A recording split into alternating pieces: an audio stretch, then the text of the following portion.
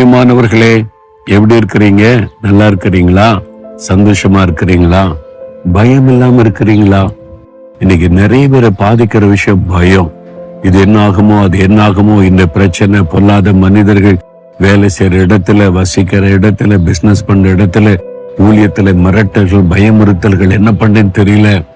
சாத்தான் பயப்படும்படியான காரியத்தை உண்டாக்கி நிறைய பேரை கலங்க பண்ணுகிறான். அந்த மாதிரி சோர்ந்து இருக்கிறீங்களா? சூழ்நிலை கண்டு ஒண்ணு பயப்படாதுங்க. வேத புஸ்தகத்துல யாத்திராகமும் 14ஆம் அதிகாரம் 13ஆம் வசனத்துல தேவன் உங்களுக்கு ஒரு வாக்கு கொடுக்கிறார். என்ன சொல்ல தெரியுமா?